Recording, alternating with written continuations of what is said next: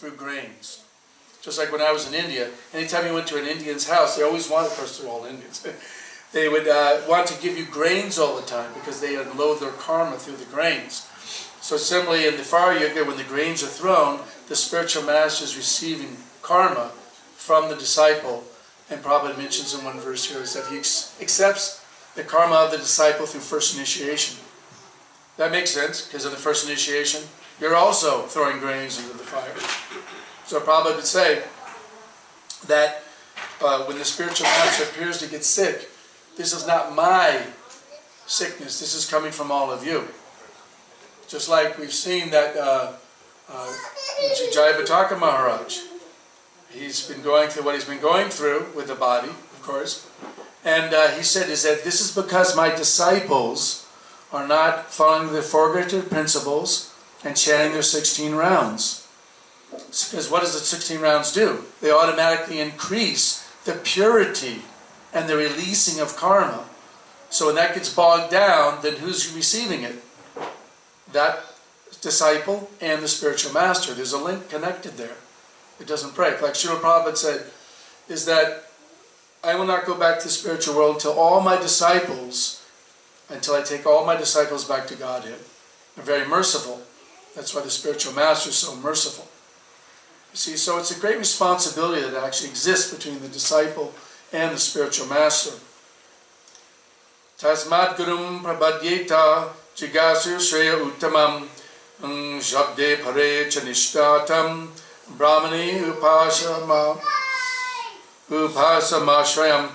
Translation: any person who seriously desires to achieve real happiness must seek out a bona fide spiritual master and take shelter of him by initiation. The qualification of his spiritual master is that he must have realized the conclusions of the scriptures by deliberation and be able to convince others of these conclusions. Such great personalities who have taken shelter of the Supreme Godhead, leaving aside all material considerations, are to be understood as bona fide spiritual masters. This is from Bhagavatam 11, 3, 21. Now there's a nice thing there where it says that any person who seriously desires to achieve real happiness, Anandamaya Bhayasat, this is in Vedanta Sutra, we want to achieve happiness. But by nature we are happy. We are Ananda. That's one of the qualities. We are Ananda. We want to be happy. The soul is happy by nature. But because of being materially contaminated, of course, we're not happy. And another side effect is accepting initiation and engaging in Krishna consciousness. One becomes abhaya. That means free from fear. So that's why Srila Prabhupada is also known as Abhaya Charanaravindam. AC. Abhaya Charanaravindam. Free from fear. So that's the other effect, you see. And so then one becomes happy. You're not fearful anymore, you know. Of course, you know, all of us, we're fearful a little because we're still in this stupid body. But it's not, the body's not stupid. It's a useful vehicle, but it gives us trouble, and that's when it's stupid. So the thing is that we have to utilize this mechanism to achieve purity. That's one of the whole goals of getting the human form of life. So if one wants to achieve real happiness, then actually that's by chanting the holy name of Krishna, which the spiritual master gives, free of charge. That's a real spiritual master. There's no, the dakshin that's given to the spiritual master, that's the Vedic etiquette, to give something to the spiritual master. But he's not charging anything. It's coming from the heart. The other point that was made here is that a realized conclusion of the scriptures by deliberation. In other words, deeply study the scriptures. The scriptures make a big difference. You know, now it's just like, well, anything goes, you know. You don't have to quote any scripture, just whatever comes off the top of your head in yoga or whatever, you know, is cool. But that is not the Vedic standard. So the Vedic standard is it following scripture. And the Guru is one who studied all the scriptures, Vedanta Sutra, Srimad Bhagavatam, Upanishads, Puranas, all these different scriptures. Why? To have the complete understanding of Krishna consciousness. So you can share it with others, and purify the others, and deliver others.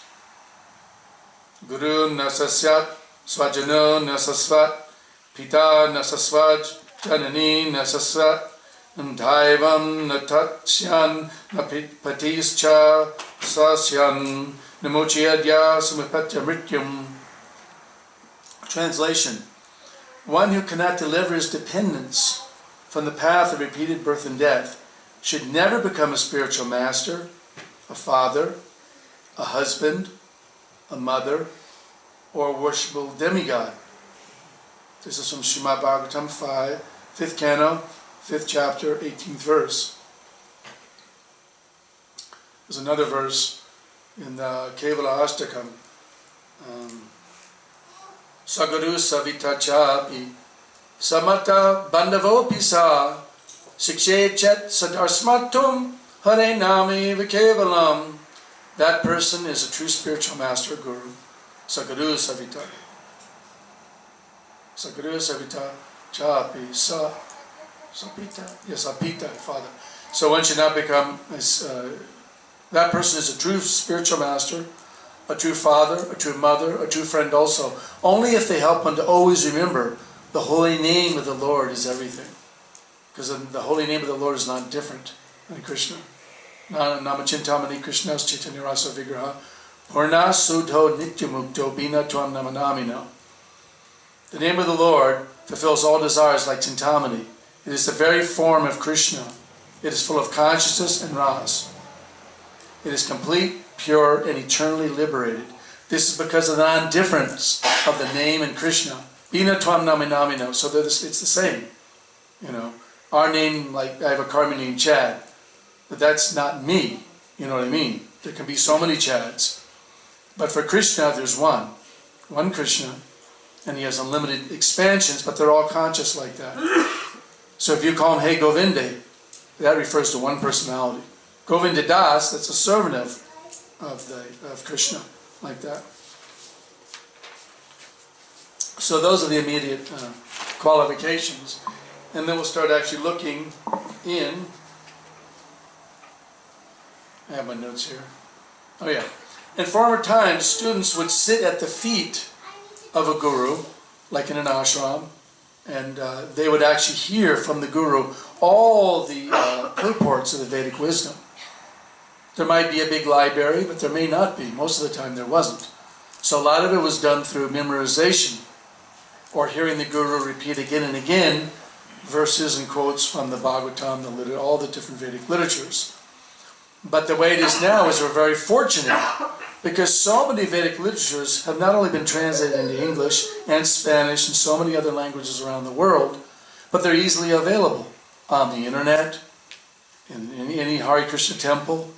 You can acquire so many of these different scriptures to actually purify yourself. So in that way, we're actually better equipped in this age than they were in former ages if you couldn't be in an ashram with your guru face to face. Because there was no cell phones. Of course, if one was an advanced yogi, telepathy was there. The distance didn't matter. But that's far and in between.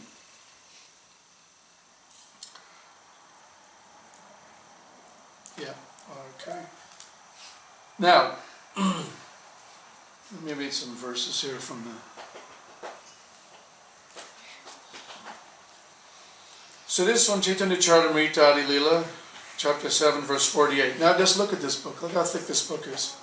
And then there's another one that's thick also. So these are all the quotes about the spiritual master. So it's a very big subject matter.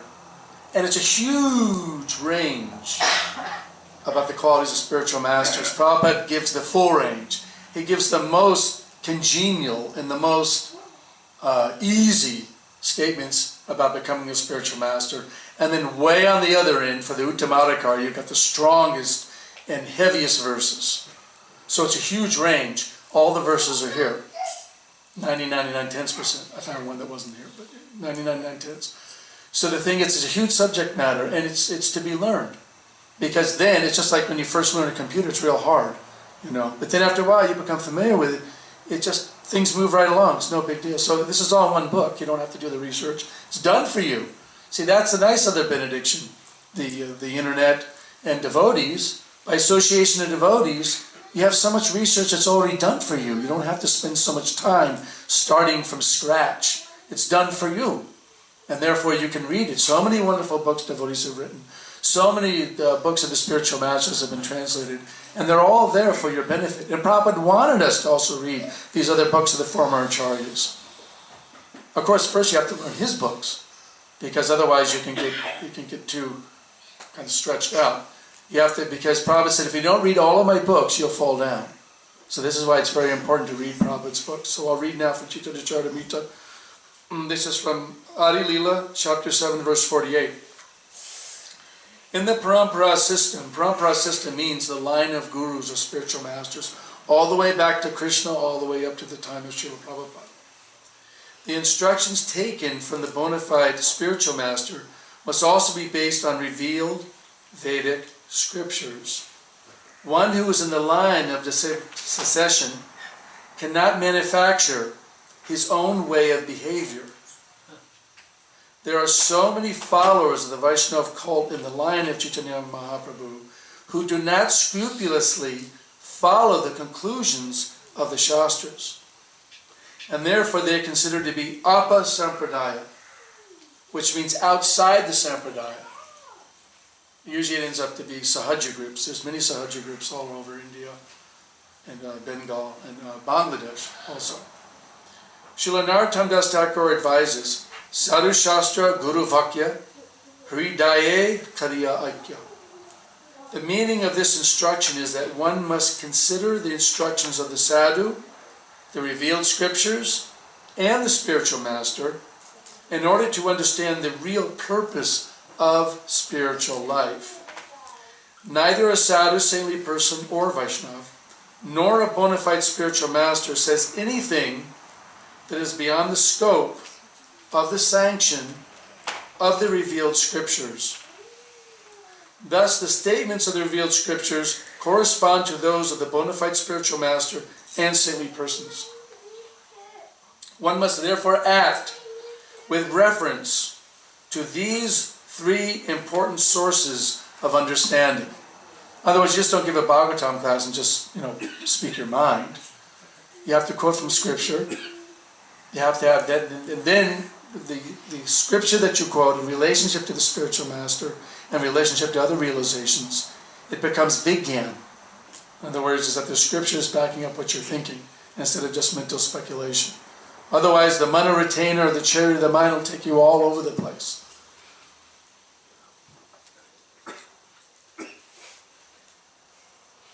Okay. So in the Upadeshamrita, which is called the Nectar of Instruction, verse 5, last paragraph, it's mentioned that if the guru is Kanishta or Madhyam, Adhikari, in other words, there's three levels. There's Kanishta Guru, there's Madhyam Guru, and Uttama Guru. It states that, okay, this is on page 108, so instead of let me just read it from here.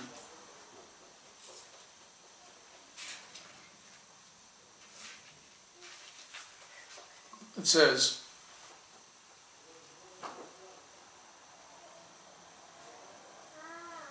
a neophyte Vaishnava or a Vaishnava situated on the intermediate platform can also accept disciples. A neophyte is the Kanishta or the Madhyam. One may still argue, now this is from Virabha, one may still argue that the quote adds, but such disciples must be on the same platform, and it should be understood that they cannot advance very well towards the ultimate goal of life under his insufficient guidance.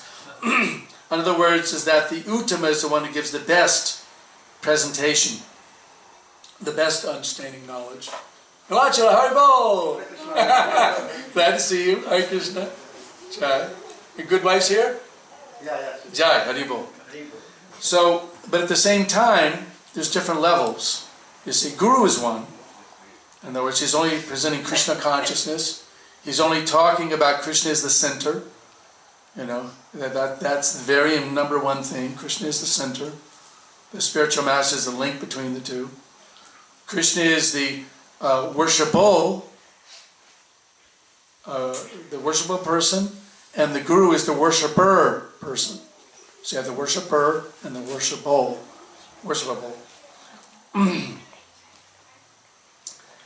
Now, how does it mean that they're better off? No. Now, does this mean that they're better off with any guidance at all? In other words, if the Kanishta and the Madhyam can't give you totally, fully advanced information, does that mean that you don't receive any guidance? Because see, to find an Uttima Adhikari is very difficult. That's a spiritual master on the highest platform. And then the thing is, how are you going to know? Because the thing is that there's many different angles that one can look at. They could say, oh, well, because of this reason. Jai Haribol. Jai Mahaprasadi. Mahaprasadi Govinde, Mahaprasadi Vaishnavi, so Navajayate. This is Mahaprasad. Jai. It's offered to the deities.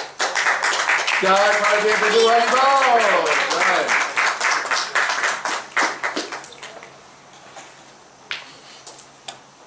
So, is that, how are you going to know which one is the Uttima Adhikari? You see, and that's where there's a wide gulf of difference. Bhaktivinoda Thakur says to be very careful when you're picking a guru. Why? Because if the guru falls down, then your faith can be destroyed or hurt temporarily. Because Prabhupada's always there as the Siksha guru. He said, my books, and this is documented, I have like 3 quotes, where he says these books will guide humanity for the next 10,000 years. Guidance means that's guru guidance. That means he will guide you. That means he'll guide anyone. He's written them in such a way, he says that Krishna's actually helped him write these books. So Krishna knows exactly what the people in general need to be able to advance for the next 10,000 years.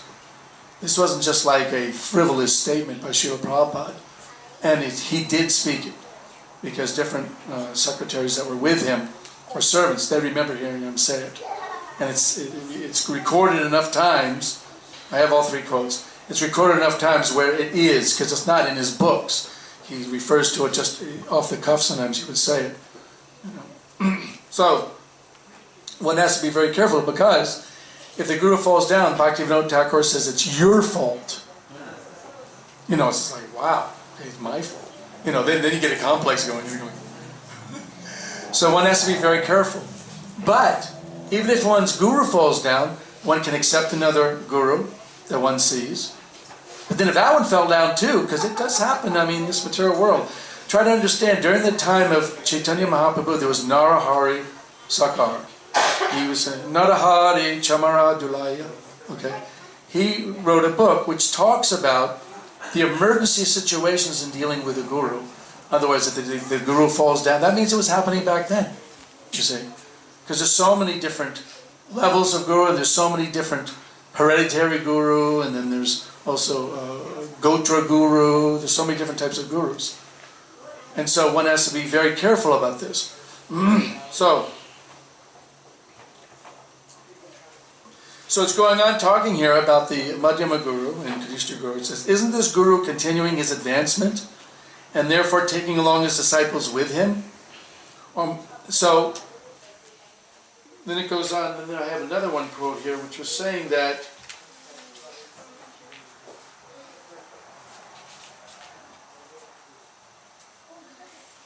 I'll go and look a little further here.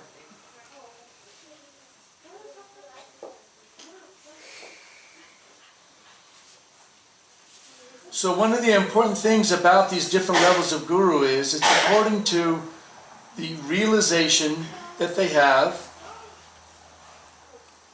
and also the purity that they have. It's not a fashion that one becomes a guru. It's actually a need. Prabhupada said we need thousands of gurus because there's so many people around the world right now. I just reading an article, they were saying, is that, you know, there's so many people that want to take initiation, there's just not enough spiritual masters. You know, and so the thing is that there's a great need, but at the same time, one has to be very careful, because when you accept the karma from the disciple, you can have bad dreams, you can have all kinds of phobias, you know, and it can burn off, you see. But the guru has to suffer that. But that's a risk they take. If a guru comes down from the Uttama Adhikari platform down to the Madhyama platform, a medium platform, he's an upper Madhyam. See, it isn't all the same. You have a lower Madhyama Guru, you have an upper Madhyama Guru. the upper Madhyama Guru doesn't fall down. Just like I was seeing here that, okay, there's a simpler form for Guru and a stricter form for Guru. The looser quotes that you find in the Vedic literatures are for the Kanishta and Madhyama Guru, hence quotes from Srila Prabhupada. Can you define looser? Can you define loser? Looser. Yeah, looser. Not loser. Yeah, sorry. Looser. Yeah, sorry. One example? Oh, well, no, I'll give you some. I'll give you some quotes here. And the stricter quotes are for the upper, Madhyama, and Uttamadhikari Guru. Now,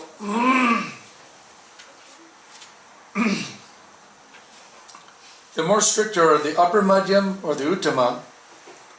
This would be the Guru that's Tad Vijnanartam Sagarum Iva Bikachet Shrotriyam Brahma Nishtam. He has Brahma Nishta. He's fixed. He won't fall down. In other words, is that because, as you know, you go from, first you have Shraddha, then you have Sadhusanga, then Bhajana Kriya, or initiation, associating with devotees. And after that, then it's an Artha-nivritti where you're clearing from chanting. You're clearing your atmosphere, you're clearing yourself, becoming more pure. And then after that, then you come onto Nishta, fixed. You're fixed. You're on the Brahma Bhuta platform at this point because you've already gone through an Artha-nivritti. Of course, they're interlaced. It's not that all of a sudden there's a line and you cross that line and then you're in the next. They blend through. That's why until you're in praying, one can still fall down. There's a chance, but it becomes more rare as you go up. We've read about Bharat Maharaj, but he was in Bhava, but that's very rare.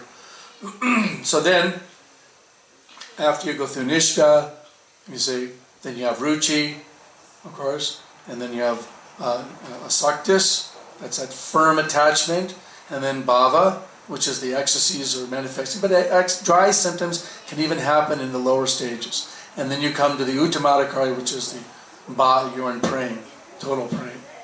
So, the Shrotriyam Brahmanishtam, fixed, beyond an Artha-nivritti, no fall down. And if he falls down, where was the Brahmanishya? In other words, where was that fixed realization? You see? I mean, we have to be honest here, because this time we're not free from that. We've had gurus who are fallen down. And so it's a responsibility. That person's not lost by any means if they fell down. But it hurts the disciples. And it hurts the God, because they go, oh, and then they want to help him and bring him back up. You see? And Prabhupada said, well, don't shoo the person away and destroy their spiritual life. Bring them back into the fold. They can be grihasta. This is what happened to Madhudvisa. He was in Australia, and this happened. He was a sannyasi. There was a fall down. Prabhupada said, he's a good manager, he's a great preacher, bring him back. He can be grihasta, he can preach. You see? So Prabhupada was very merciful. Madhudvisa came back, and he was very nice. He was in LA for so many years. Wonderful kirtans, very nice personality. You see?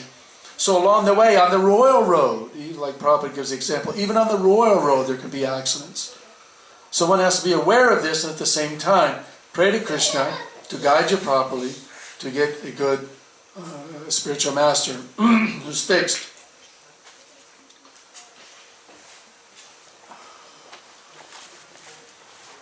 Oh, so now, in the different sampradayas, Sri Sampradaya, Lakshmi Sampradaya, of the Ramanujis, and the Madhva Sampradaya, Brahma, Madhva Sampradaya, we're part of it, so we're Brahma, Madhva, Gaudiya Sampradaya, we're part of the Brahma, Madhva Sampradaya. They had the same problem. There was one, I remember, early in the 70s. The Madhvas were going to make one person as guru. He was going to become like the Acharya, or just the guru. They have many gurus of their line. But he said no, because it was like a family thing. He was in a Brahmana family. So what happened is that he said, no. He said, I'm a businessman. You can't make me guru, because I'll just keep doing what I'm doing. I like to do business, make money, opulent. I like that. That's what I do. More or less he was Vaishya. Not branded guru, not birthed by guru, but, Brahmana, not birthed by Brahmana. So he was, his guna, or quality was, he was Vaishya. He was into business. So anyway, they said, no, but you have to become. So they made him guru, and what happened? He just goes back and they go, no, this is terrible, we can't have, he's supposed to be sannyasi, he's not lecturing, you know. So from that point on, they had the horoscope looked at to see if that person was going to be a renunciate as and stay sannyas. And if he was cut out for it, and they haven't had trouble since then. You see, so that's why, you know, it would be, they got very strict. Of course, they're hundreds of years, you know, hundreds and hundreds of years they've gone through, so they know what to do exactly. But they're not worldwide like we are, like ISKCON is. We're a preaching, you know, we're a preaching group. We're a preaching sampradaya. We preach all over. So that's why so many different devotees are needed to initiate people, to get them into the line, get them into the fold. You see, that's the important thing. If one isn't fully satisfied, like, oh gosh, you know, the way I read Prabhupada's books, I mean, I wish I had somebody like Prabhupada. He's still your instructor, spiritual master. There's no problem there. He guides you through his books. He guides you through his teachings. But you also need someone who's also going to be in your face, you know, and say, oh, okay, you've been reading now, but someone who cuts into your ego. You know, Prabhupada would do that when we were here. Actually, there's one quote, which was here, is that, devotees quoted a lot, is that the spiritual master is actually very strict with his disciples. Here, it says, letter to Brahmananda, 12/1968. You have got a nice temple by the grace of my spiritual master. It is very encouraging to me. You should always pray to his divine grace, because naturally he will be more affectionate to you than me. Generally, one is more affectionate to the grandchildren than to the children directly. So I am sure that my Guru Maharaj will be more easily inclined to your prayers than that of mine. You will do good always by offering your prayers to his divine grace, Bhakti Siddhanta Saraswati Goswami Maharaj. So look at that. So in the same way, Srila Prabhupada is the grandfather guru for everybody in ISKCON. And he's more merciful. And he's very, so you see how merciful he is in his books. So he's more merciful than the other guru that'll tell you, stop picking your nose, you know, or don't fall asleep, you know, doing your gayatri, you know. Why is your bead bag dirty? You know, and all this stuff to cut into your ego that the living guru who's in front of you tells you, you know, both are needed. So, and the one who's living, he actually brings you into the fold. He initiates you through the fire yoga, and also he takes responsibility and accepts your karma. See, that's the difference. Someone may have a fire yoga and say, okay, Srila Prabhupada, now he's accepting my karma. It doesn't work like that. Srila Prabhupada's not on the planet anymore, he's in his books. But you need someone who's going to take that karma. You see, like Maharishi Mahesh Yogi, he had so many disciples, but he never did fire yoga for his disciples. He didn't want to accept the karma. So see, that's the big difference. Is that in Krishna consciousness, in ISKCON, the gurus accept the disciples and they accept their karma too. So that's a side. So becoming a guru is actually a big, big, big responsibility.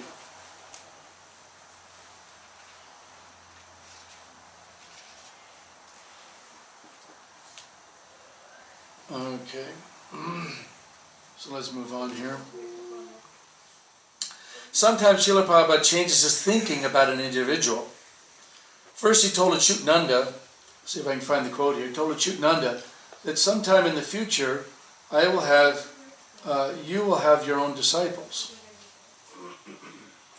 But when Srila Prabhupada made the Ritvik gurus that would actually initiate on his behalf, not initiate by his, they would actually do the fire yajnas and make sure the whole initiation process went on. But they were doing it under Srila Prabhupada. Srila Prabhupada was the guru.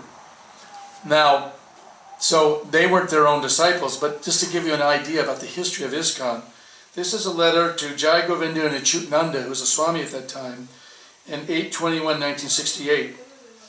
I am training you all to become future spiritual masters. And then there's another quote later on to another letter to Achyutananda in 5/16/72. Some time ago you asked my permission for accepting some disciples. Now the time is approaching very soon when you will have many disciples by your strong preaching work. So, but Achyutananda, he never stayed as a sannyasi. And later on, Prabhupada knew, because one time on a morning walk, I was with some devotees and they said, "Did you see Prabhupada look at Achyutananda?" I said, "No, what was going on?" He goes, "Achyutananda was telling these funny jokes." And Prabhupada gave him a stern look. You know, Prabhupada could see right through people. So he gave him that stern look, and then immediately, you know, it's just like, then you know, oh, okay.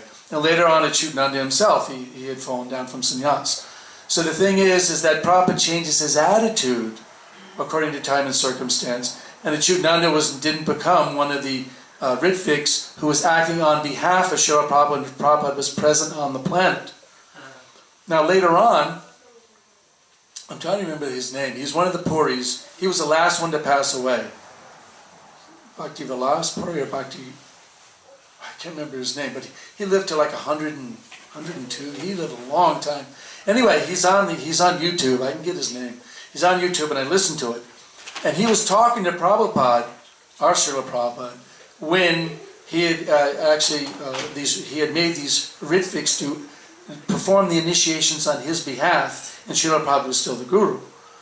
And then the Maharaj told him, the Puri Maharaj told him, that, you know, these people that are Ritviks now are initiating on your behalf, later on, when you're gone, they're going to become gurus.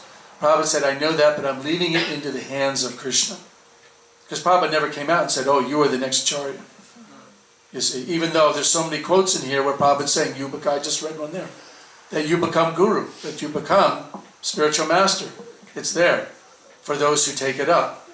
So the thing is, generally, most of the time, not always, but we have also Virabahu's, also he's Grihasta, he's also, he initiates disciples. So there's another, in Russia there's another one, I don't remember his name, he also initiates disciples. But most of the time, it's sannyasis that take up that responsibility, you see, because there's more sannyasis who can actually initiate than others, than others. Okay. Now, here's 3 quotes I wanted to share with you. Prabhupada was giving a lecture on Adi Leela, Part 1, verse 13, Mayapur, April 6, 1975. He says, "Just like during the lifetime of our Guru Maharaj, our godbrothers now, who are acting as Acharya, they did not do so. In other words, they waited until Bhaktisiddhanta Saraswati Thakur left the planet. But the thing is, the key, Prabhupada said he's the acting guru. He didn't say they are guru, you know, he's saying acting as guru. Now the next quote is, this is from Adi Leela, Chaitanya Charitamrita, Adi Leela, chapter 7, verse 45. The sacred thread as enjoined in Vaishnava Tantras. There are many Vaishnava families in Bengal whose members, although not actually born Brahmanas, act as acharyas by initiating disciples and offer the sacred thread as enjoined in Vaishnava Tantras. ... This system has continued for the past 300 to 400 years. Accepting disciples born in Brahmin families, they are bona fide spiritual masters. In other words, they're accepting disciples from Brahmana families even though they may not be Brahmana. Okay? So they are bona fide spiritual masters who have the facility to worship the Shalagram Shila, which is worship with the deity. So I made a note. So I said, even though they're acting as Acharya, it has worked for 300 to 400 years, even though they may not be Uttama. Because otherwise Prabhupada said, yes, they are Uttama, they are Acharya of the separate, like that. So it's not. So that's, okay, and then the third one, the third one's here.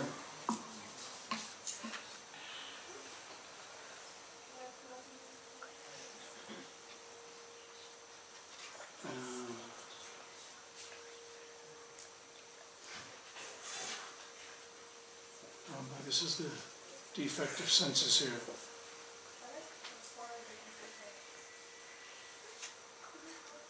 Anyway, I'll find it here, where he was talking about how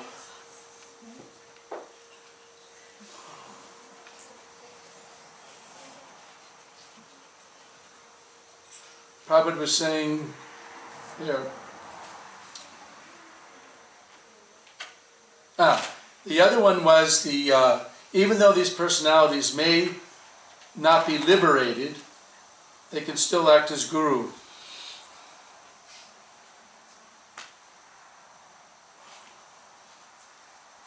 I'll have to find the verse here later, but it was a letter to,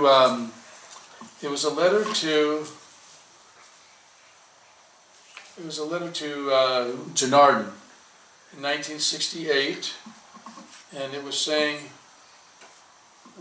Krishna Chaitanya.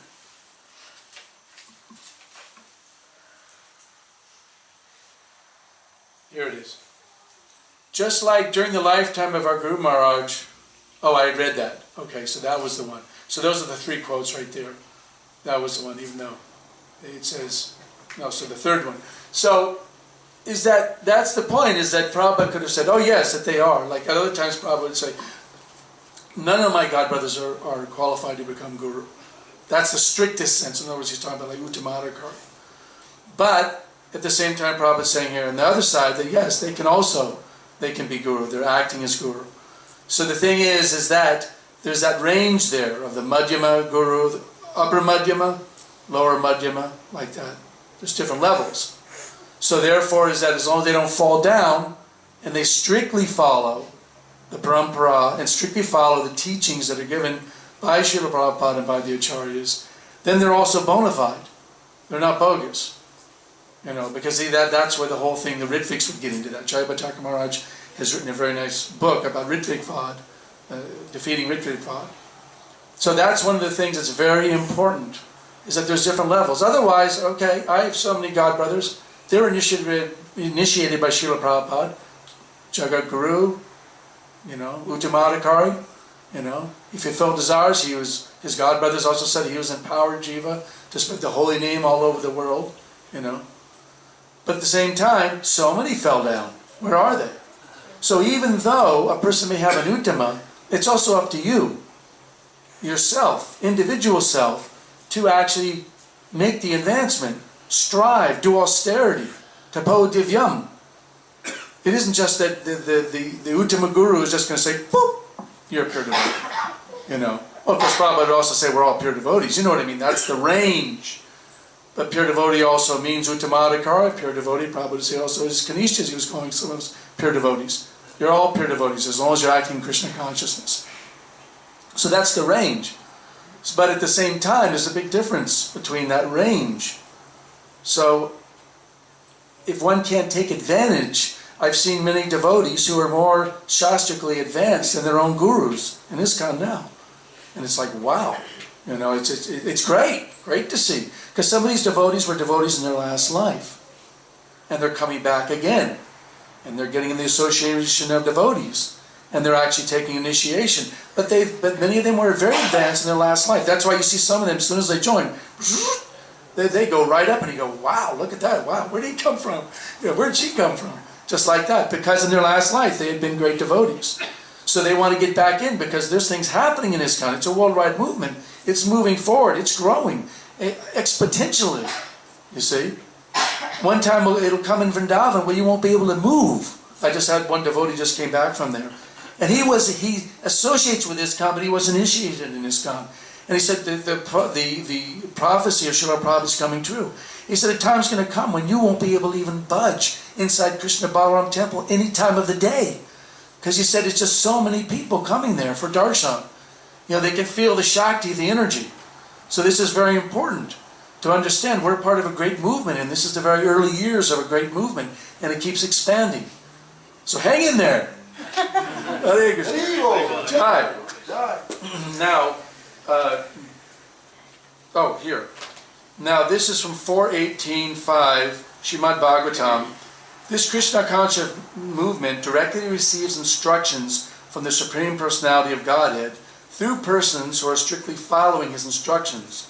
Although a follower may not be a liberated person, if he follows the Supreme Liberated Personality of Godhead, his actions are naturally liberated from the contamination of the material nature. Lord Chaitanya Mahaprabhu therefore says, by my order, you may become a spiritual master.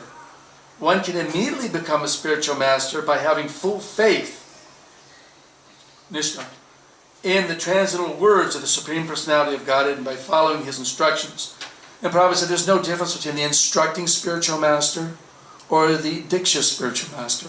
You know, as you know, right now there's a whole thing going on, you know, about why not some can't also be Diksha Guru. I don't want to get into that. But I'm just saying is Prabhupada said there's no difference between the two. So that's an important thing to remember. There's no difference between the two. It's what you're giving that counts, you see. Now, also I wanted to read this one other thing about Shrotriyam Brahmanishtam, how the Guru is situated. The Upanishads inform us that the Guru is one who has received knowledge by hearing the Vedas, Shrotriyam Brahmanishtam. The Vedas are called Shruti, and the bona fide Guru is in the line of hearing from the disciplic succession, as stated in Bhagavad Gita 4.2, Evam Parampara Praptam. A bona fide Guru does not impart some self-styled concocted knowledge.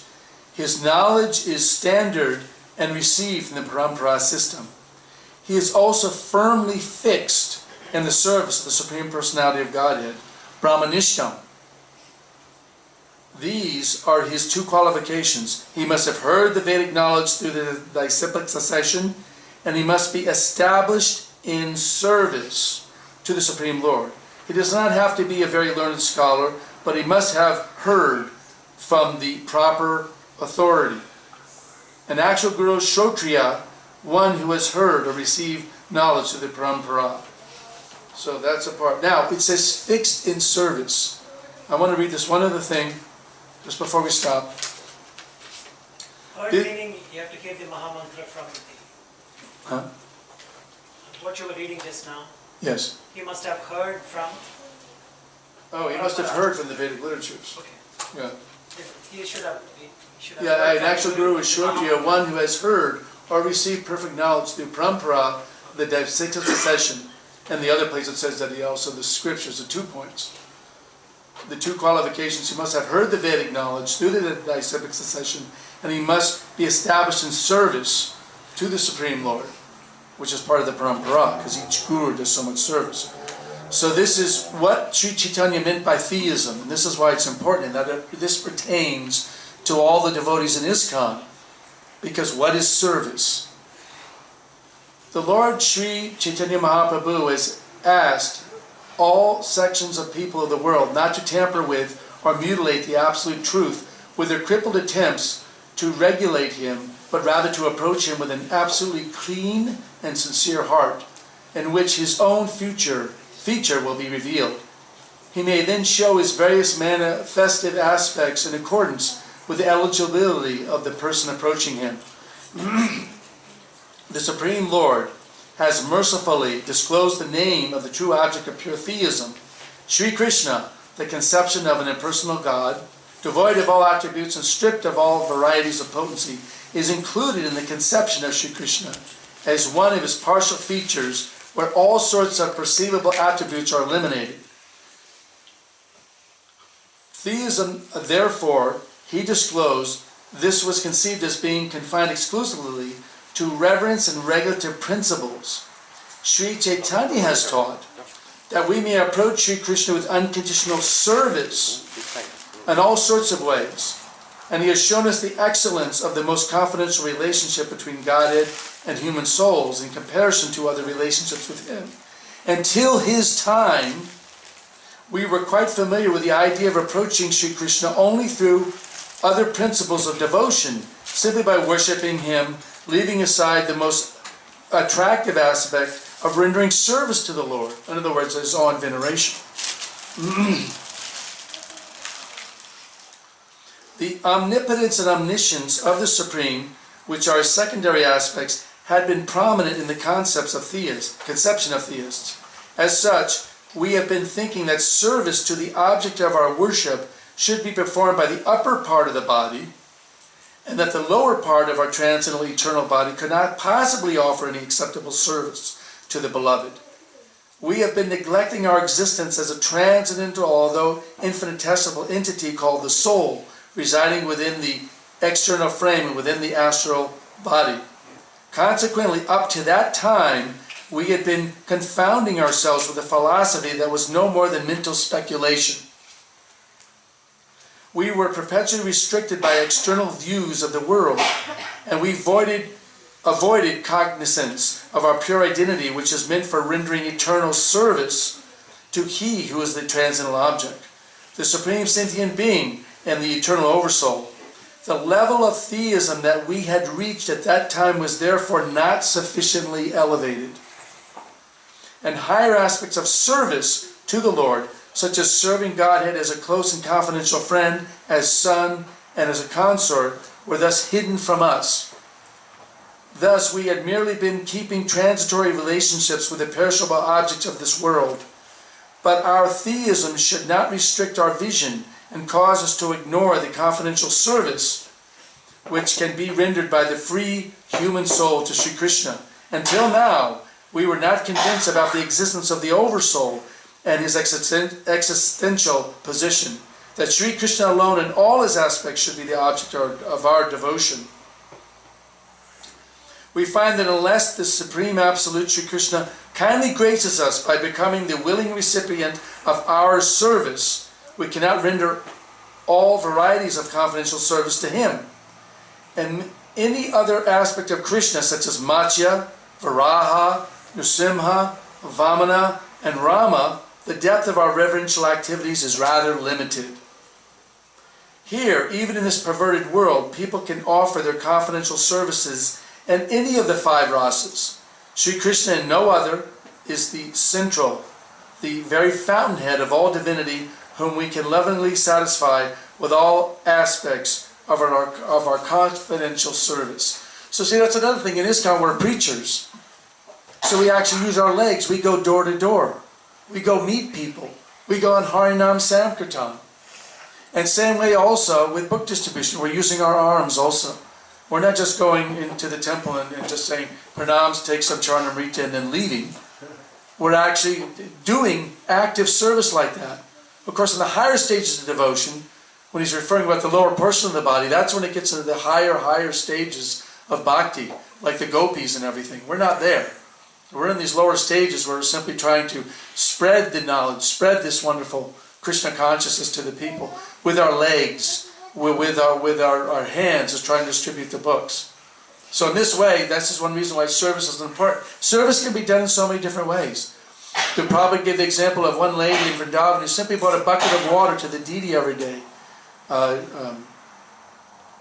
Sri Ramana, Radhika Ramana, yeah. And she went back to Godhead at the end of her life for that one service, because she was doing the same thing every day with a concentration focus. Krishna, I am bringing you pure water. So if a devotee brings a flower every day, or he comes and he cleans the deity room every day, or he goes and distributes books every day, or he cooks prasadam for the devotees every day, something like this, some service, it can purify one. And it's not limited. There's so many different types of service to do. So don't become like a Shantaras Bhakta where you're just, having darshan and then leaving and then, yeah, it's nice, yeah, it's a nice festival. Yeah, take some prasad. Yeah, you can get active in service. You can get on the internet and preach through the internet. There's so many unlimited ways how to do service. So we have a wide open opportunity here in Sacramento Yatra to actually be able to spread Krishna consciousness to all the people here. They're dying for it. And this is the capital of California, Sacramento. So that's why we need a center here. And I know that devotees are trying to start to come together and trying to work together. And this is very good because Krishna wants it. Maya always is trying to divide us. That's the nature of Maya. The nature of Kali Yuga is always fighting and separating, fighting and separating. So the thing is that the austerity is to try to work together. It's an austerity. It's not easy. It's an austerity to try to work together. So I'm just praying that all of us can work together to spread Srila Prabhupada's movement. And there's another important point.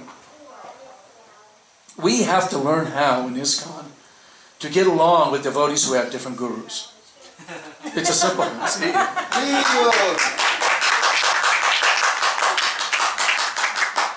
Why? Because Prabhupada wanted that.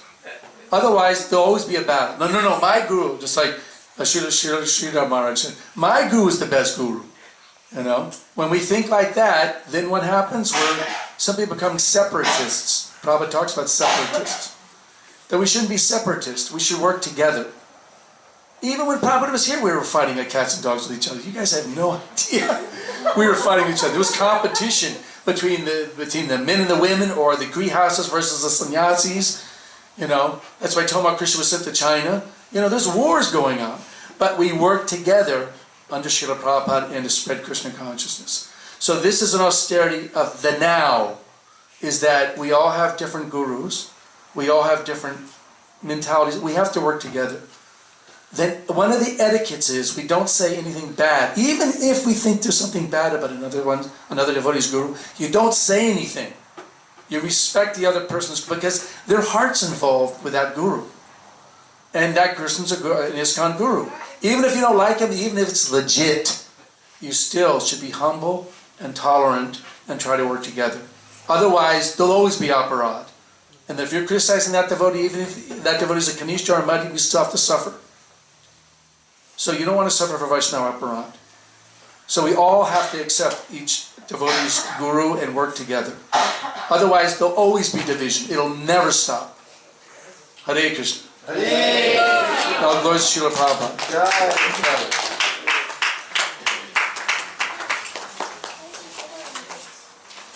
So, thank you very much, Prabhu. Jai Hari Bol, Hari Bol. So we'll do the next part of the program is like a quick, we'll invite devotees to speak for Pradeep Prabhu.